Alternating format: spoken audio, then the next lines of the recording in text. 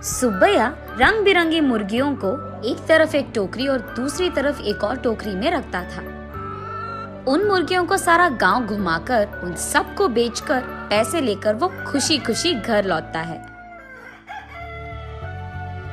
सुनो करके उसकी पत्नी सुब्बम्मा को पुकारता है सुब्बैया। हाँ जी, आप आ गए, सारे मुर्गियों को बेच दिया आपने, ऐसे कहती है सुब्बम्मा। अरे हाँ हाँ, दुगने दाम को बेच दिया मैंने, ऐसे खुशी में कहता है सुब्बैया। हाँ हाँ, उस मुर्गी को अंडे देने के लिए 2 महीने इंतजार करना पड़ेगा अब। हाँ, बात तो सही है। उन सब मुर्गियों में से एक गुलाब रंग की मुर्गी को अपने हाथ में लेकर, हाँ, ये मुर्गी तो हर 2 महीनों में एक बार ही अंडे देता है। काश ये साल भर हर महीने ऐसे अंडे देता, हम इससे बहुत ज्यादा पैसे कमा लेते। ये कहकर उस मुर्गी को वही जमीन पे छोड़ देता है सुब्बैया। चलो छोड़ो जी, इसी मुर्गे के वजह से तो हम कुछ तो भी कमा पा रहे हैं, अब उसी से काम चलाना होगा। अब चलो, खाने का वक्त हो गया, खाने आ जाइए आप। उस रात के 12 बजने के बाद सुब्बैया धीरे से नींद में जागकर अपनी आंखें खोलता है। उसके बगल में मौजूद सुब्बम्मा गहरी नींद में थी। इसी को मौका मानकर सुब्बैया धीरे से एक चाकू को लेकर बाहर जाता है। बाहर टोकरी के नीचे मौजूद उस गुलाब रंग की मुर्गी को वो बाहर निकालता है और उस मुर्गी से सुब्बैया ऐसे बात करता है। हर महीना अगर तू अंडा देगी तो तेरा कुछ जाएगा क्या? या फिर तुझे इस बात की घमंड है कि तू एक ही है जो रंग बिरंगे अंडे देती है? आज मैं तेरा घमंड उतार दूंगा।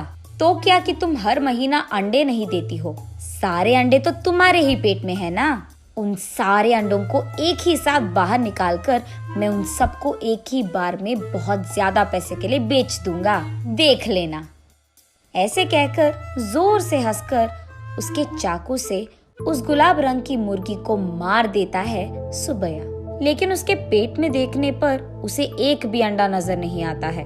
हाय भगवान, ऐसे सोचते ही रहता है कि इतने देर में सुब्बम्मा नींद से जाग उठती है। वहाँ आकर उसके पति के किए को देख, अरे भगवान, ये तूने क्या कर दिया? मैंने सोचा कि सबकी तरह तुम मूर्ख नहीं हो, पर तू तो वही निकला। अरे रे, इतनी अच्छी पैसे देने वाली मुर्गी को तूने जान से मार दिया। अरे रे, सोने की बतख की कहानी कभी सुनी नहीं है क्या तुमने? हाय भगवान, ये मेरे पति ने क्या कर दिया? तुझे लालची बनने की क्या जरूरत थी? ऐसे वो रोती रहती है कि इतने में ए सुनो, क्या कर रही है तू? सुब्बम्मा, सुब्बम्मा उठो, क्या हो गया तुझे? सोते हुए इतनी जोर से चिल्ला रही है, पागल हो गई है क्या? नींद से जागकर सुब्बम्मा परेशान होकर अपने पति की ओर देखती है। उसे कुछ नहीं समझ आता है। वो तुरंत बाहर जाकर टोकरी के नीचे बैठे उस मुर्गी को भी देखती है। वो मुर्गी तो हमेशा की तरह सही सलामत थी। ये देख सुब्बम्मा अंदर आकर, ओह, ये सब सपना था, मैंने तो सच सोच लिया था इसे, ऐसे कहती है सुब्बैया से। क्या सपना, क्या सच की बात कर रही है? आधी रात को मुझे उठा दिया तूने अच्छी नींद से। चल जाओ, सो जाओ अभी, कहता है सुब्बैया। अरे जाइए ना आप भी, मुझे तो बुरा सपना आया कि आपने उस मुर्गी को जान से मार दिया, क्योंकि आप लालची बनकर उसके पेट में मौजूद अंडों को निकालना चाहते हैं। मैं कितनी घबरा गई पता है आपको? मुझे क्या पता था कि वो सपना है, मैंने तो आपको बहुत डांट लिया, ऐसे कहती है। हाँ हाँ, ठीक है ठीक है, वैसे मैं उस मुर्गी को क्यों मार डालूंगा, मैं क्या पागल हूँ? वैसे मुझे तो हमारा अतीत बहुत अच्छी तरह से याद है। आज अगर हमें चैन की नींद मिल रही है तो वो उस गुलाब रंग की मुर्गी के वजह से ही है, उसको मैं क्यों मार डालूंगा? चलो सो जाओ अभी, तुम और तुम्हारे सपने। ऐसे कहकर सुब्बैया सो जाता है। लेकिन सुब्बम्मा वही बैठकर अतीत में चले जाती है। एक समय में सुब्बम्मा और सुब्बैया दोनों मुर्गियों का व्यापार करते थे। सुब्बम्मा कुछ मुर्गियों को अपने घर के पास ही रखती थी। उनको खाना देना, उनके अंडों को इकट्ठा करना और उन अंडों को अगल बगल वालों में बेच देना, बड़े हुए मुर्गियों को बिकाव के लिए रख देना और उन मुर्गियों को सुब्बैया का इधर उधर जाकर बेच देना, यही होता था। लेकिन मुर्गियां हर रोज नहीं बिकती थी, कभी कभार तो 10-15 दिनों में एक ही मुर्गी बिकता था। इसी कारण सारा गांव घूम घूम कर थक कर घर आता था सुब्बैया। कभी कभार तो उन मुर्गियों को दाना डालने के लिए भी सुब्बैया और सुब्बम्मा के पास पैसे नहीं थे। तब एक दिन सारा दिन घूमकर थके हारे सुब्बैया उसके घर लौटता है। घर आकर वो बरामदे में बैठता है और उसके बगल में सुब्बम्मा खड़ी रहती है। क्या आज भी एक भी मुर्गी नहीं बिकी? वो ऐसे पूछ ही रही थी कि वहाँ एक साधु आता है। माता, खाने के लिए कुछ दे दो, ऐसे पूछता है। थका हुआ सुब्बैया, ए साधु, हमारे पास ही खाने के लिए कुछ नहीं है, अब तुम्हें क्या दे? अगर चाहिए तुम्हें तो हमारे पास बहुत सारे मुर्गियां हैं, एक लेकर जाओ, ऐसे कहता है। तब साधु छोटा सा हंसी एक देकर, मुर्गी का मैं क्या करूँगा बेटा, मैं मांस नहीं खाता हूँ, मेरे पास ही एक मुर्गी है, इसको तुम ही पालो, ये लो।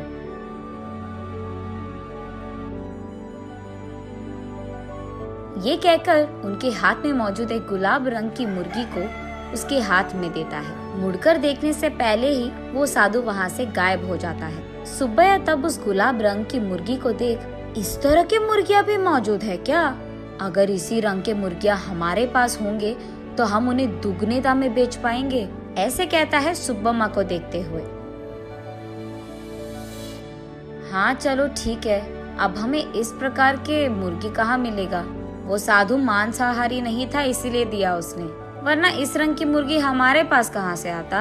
ये कहकर उस मुर्गी को वही एक टोकरी में डालकर वहाँ से चले जाते हैं। अगले दिन देखने पर वो मुर्गी अंडे देता है। ये देख वो दोनों उन सारे अंडों को एक जगह इकट्ठा करके रखते हैं।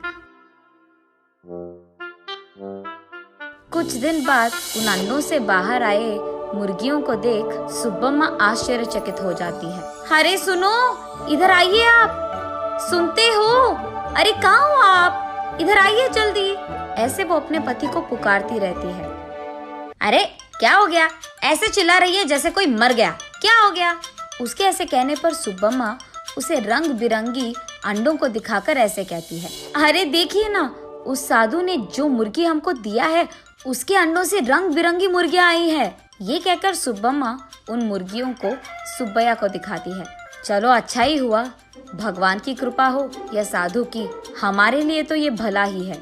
चलो हमारी मुश्किलें तो खत्म हो गई।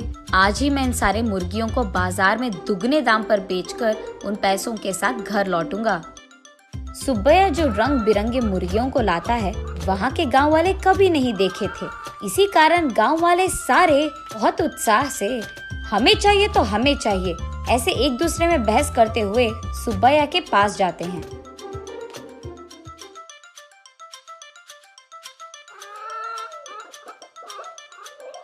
ऐसे वो मुर्गी 1 महीने में सारे दिन अंडे देकर, फिर 2 महीने बिना अंडों के, फिर उसके बाद 1 और महीना सारे दिन